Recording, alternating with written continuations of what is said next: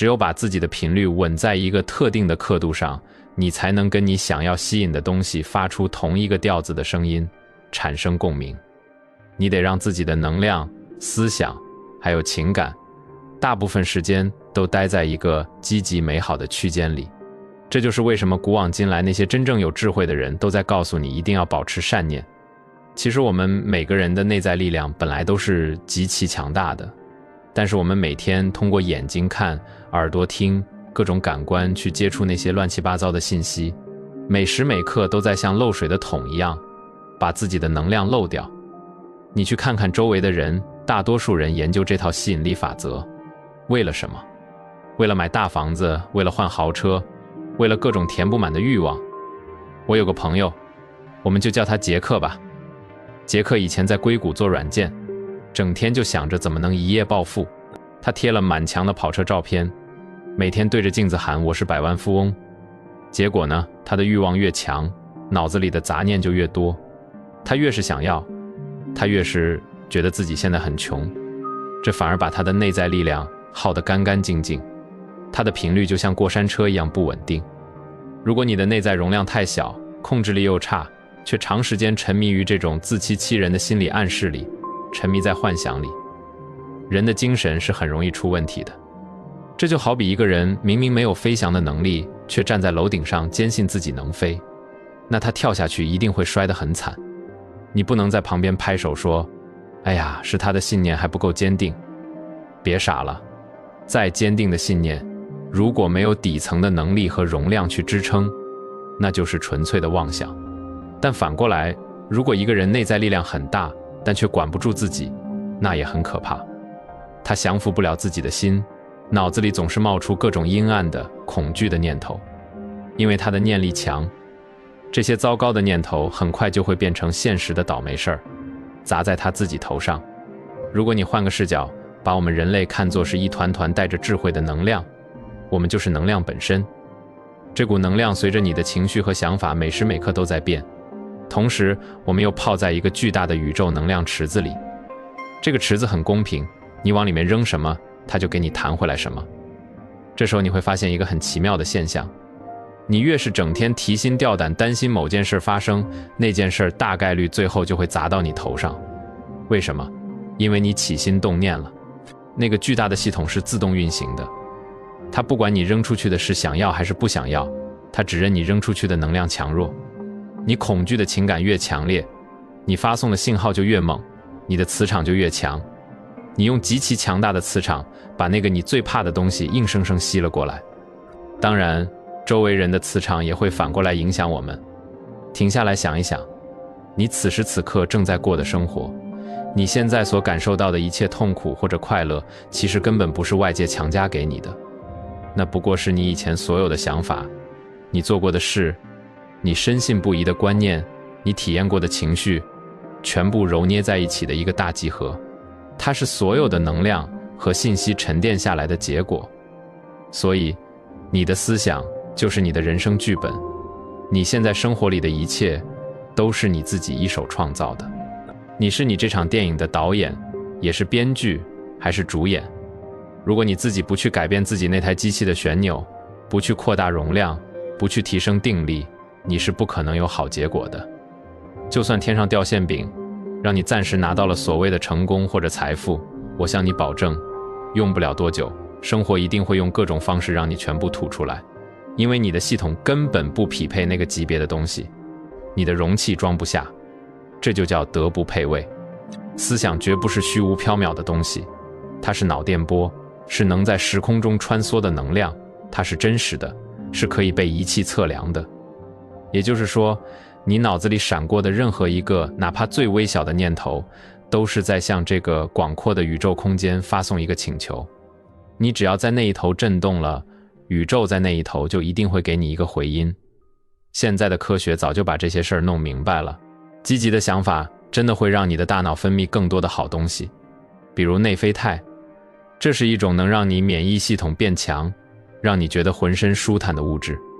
所以，一个清醒的正向的念头，它的穿透力是远远超过那些抱怨和嫉妒的。你必须要有意识地去远离那些消极的想法。因为消极的想法就像是噪音，它会严重干扰、扭曲，甚至完全屏蔽掉你本身发出的积极信号。而且你要知道，真正决定你发射什么频率的，根本不是你表面上的那些想法，而是藏在冰山下面的潜意识。只有当你把那些正面的、美好的东西变成你潜意识里默认的程序时，你才能毫不费力地发出那种稳定持久的信号，才会让好运自然而然地找上门。你的潜意识是个巨大的数据库，它存着你从出生到现在所有的经验和记忆。它就像一个超级管家，管理着你身体95%以上的运作。你仔细想想，你平时的行为有多少是你真的在脑子里深思熟虑后决定的？很少。你走路先迈哪条腿？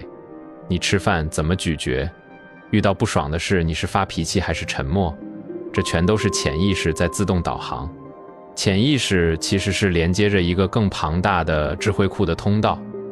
从能量的层面来看，世界万物根本就没有分开过，大家都是连在一起的。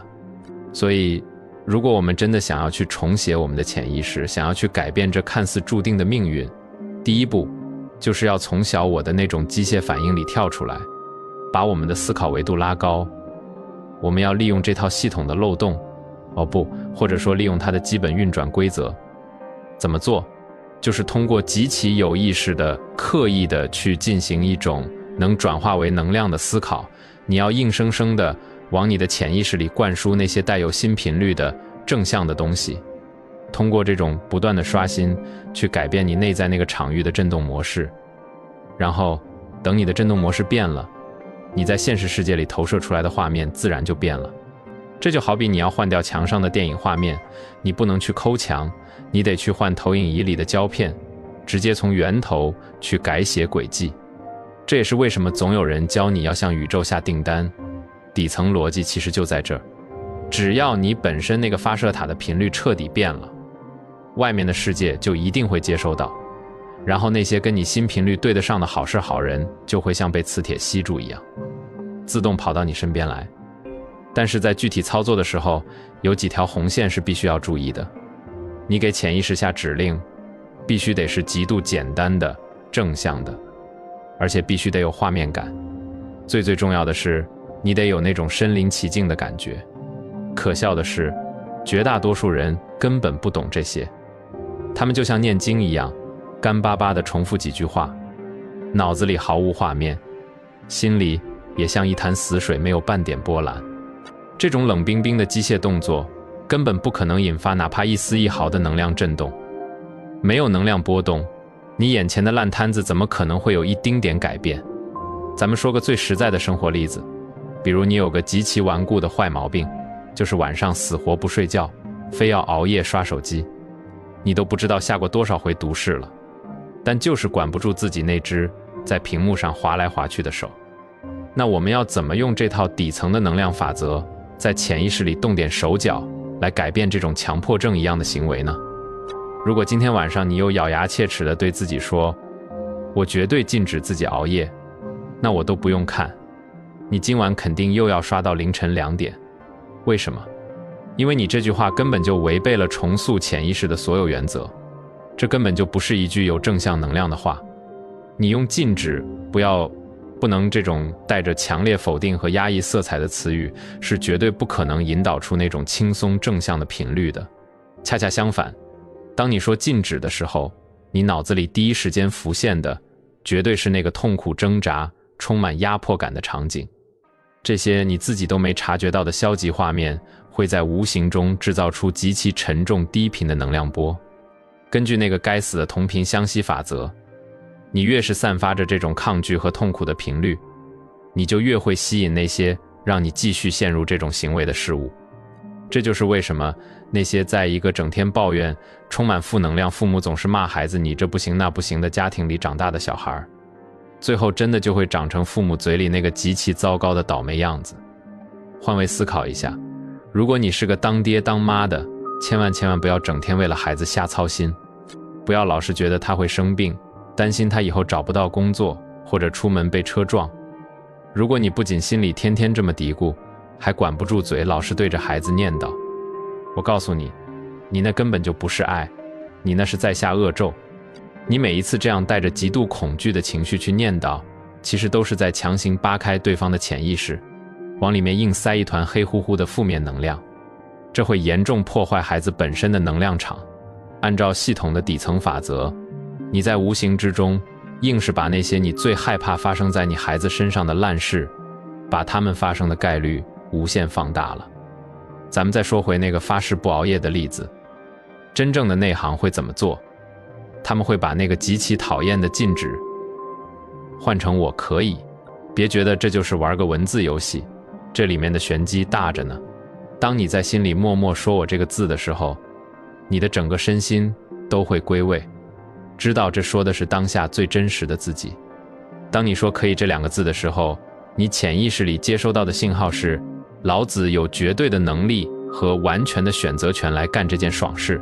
顺着这个念头想下去，你脑子里马上就会出现一种画面，你做到了这件事之后，第二天精神抖擞，做事效率极高，那种掌控自己生活的巨大的成就感，这就是可以这两个字带来的威力。它是在往你的系统里注入那种极度高频积极的能量燃料，有了这种燃料，那些对得上的积极行动自然就会被触发。好，解决完不要和禁止的问题，咱们再来看看熬夜这两个字。这次简直太模糊了，根本不符合给潜意识下指令需要极度具体的原则。当你对大脑说我不熬夜的时候，你的大脑就懵了，它在那庞大的记忆库里到处乱翻，熬夜到底是个什么东西？是晚上10点算熬夜，还是12点，还是凌晨2点？指令一模糊，你就根本不可能在瞬间引爆出那种强有力的能马上转化为实际行动的能量波动。一定要把这句话刻在脑子里，当你真的想干成一件事的时候，你用的词汇越精确，越有画面感，你调动能量的速度就越快。比如我说10点前睡觉，就比我说早点睡有用10000倍。我说今天做20个深蹲，就比我说我要去锻炼身体管用得多。我说每天坐下来敲2000个字，就绝对碾压那句我今年要坚持写作。我说这口饭要在嘴里嚼满20下，就比虚无缥缈的细嚼慢咽更能控制你的嘴巴。这些都是真正的高手用来驾驭那颗不受控制的大脑的终极心法。所以对付熬夜最完美的话术，应该是把不熬夜直接替换成我选择在10点躺下睡觉。你把晚上10点这个具体的时间点变成一个发光的目标，给它注入你期待第二天精神饱满的那种爽快感。你要让你的每句话都变成一种能引发能量震动的思考。也就是说，当你在心里对自己说我完全可以在10点睡觉的时候，你是在真真切切地感受一种老子能做主的力量。你会觉得我完全有能力在这个10点钟去享受睡眠。这种思考马上就会引发一种同频的情绪，那就是你突然非常渴望把那个破手机扔开，把身体舒舒服服地扔在床上的那种冲动。所以只要你用这种方式在你潜意识的深处设定好了10点睡觉这个全新的振动频率，以后不管哪天，只要时针快指向10点，你根本不需要什么狗屁意志力，你自己的系统就会自动散发出一种冲动，引导你做出放下手机去睡觉的动作。看懂了吗？我们就这样通过稍微改写一下底层的代码，轻而易举地改变了我们在现实世界里那看似无法改变的死循环。我讲这些琐碎的生活小事，就是希望你能真的去体会那种念头一旦转变带来的震撼。在那一个个不起眼的念头背后，藏着的其实都是能移山倒海的能量。从我们真正用心去感受，去给一个念头注入情感的那一秒钟起，我们的潜意识里就诞生了一颗新的种子，一种新的振动模式。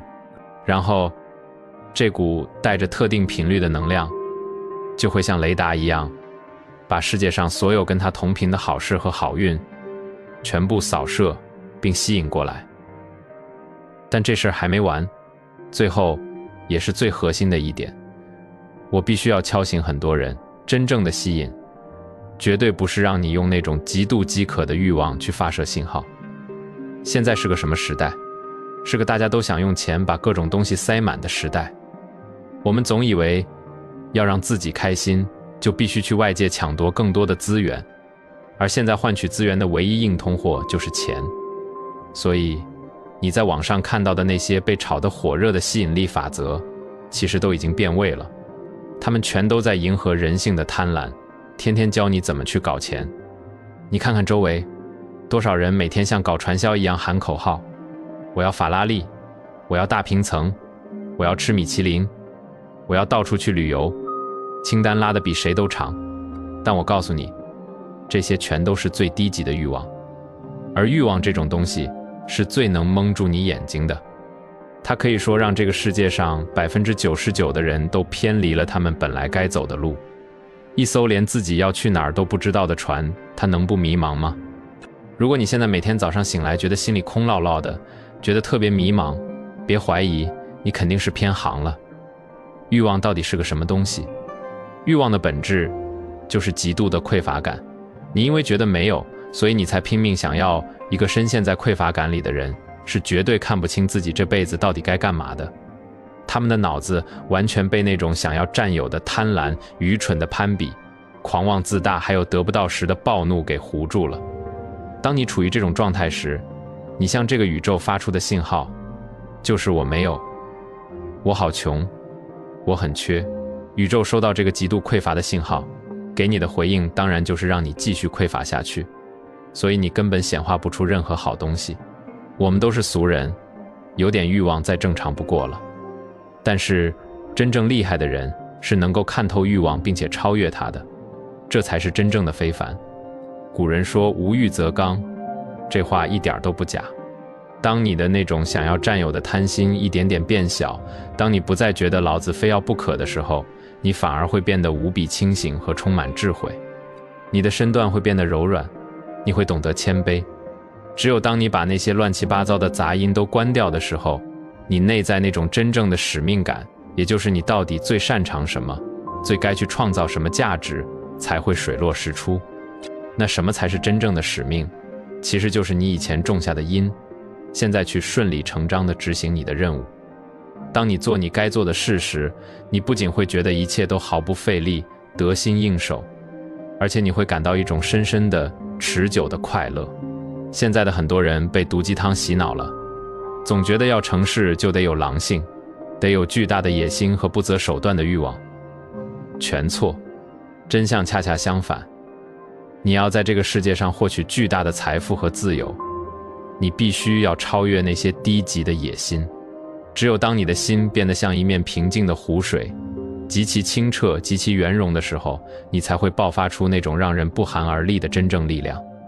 这种力量绝对不是你晚上喝了点酒，拍着桌子说老子明天要创业的那种3分钟热度。那种能把事做成的关键，在于一种包容一切、顺应规律的内在力量。因为它极其清晰，它不需要别人去打气就能持久，它稳如磐石。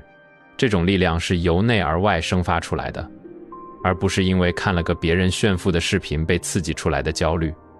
换句最通透的话说，你想要在这个世界拿走点什么果子，你就必须得先在土里埋下相应的种子。这世界上没有任何白嫖的买卖。为什么所有那些经历了千百年考验的真正大智慧，都在反反复复地告诉你，去对别人好，去给予，去布施？这就是底层逻辑。你给出去了好东西，就是在种种子。这种子埋下去，它不仅会在未来某个时刻连本带利地还给你，它还能加速你以前那些好运势的爆发。但如果你天天什么都不干，就坐在那里幻想自己暴富，在那边空喊几句口号，那就是纯粹的脑子进水。你要问我什么时候该去种这个种子，就是现在，就是此时此刻这个当下。你这辈子到底能混得多成功，你能活得多通透快乐，这些东西根本就不是你从外面生抢硬夺来的，它们全都是你在为别人提供价值，在利他行为中一点一滴攒起来的无形资产。你出去吃饭对服务员给个真诚的好脸色，你在街上对老人小孩让个路，你在别人低谷的时候拉一把，你想得到什么，你就得先敢于把这个东西给出去。你那种真心实意给出去时的毫无保留的频率，恰恰就是你未来能从这个世界收回来的频率。永远记住这句最核心的话：你不仅是在用身体经历生活，你那颗不停运转的心念，其实正在一刀一刀地雕刻着你眼前的一切。目前是2026年，世界的变化快得让人喘不过气来。AI、经济波动，各种信息爆炸。越是在这样嘈杂的环境里，你越需要稳住自己的频率。如果你觉得这番话让你看透了点什么，让你在这个喧嚣的世界里稍微安静了那么一会儿，请一定要按个赞，订阅这个频道，并且开启小铃铛，这样系统才会知道你想要匹配的是这种能让你看清世界真相的频率。这不仅是对我的支持，更是你在用行动去调整你自己的信息流。我们在下一个更高的频率里见。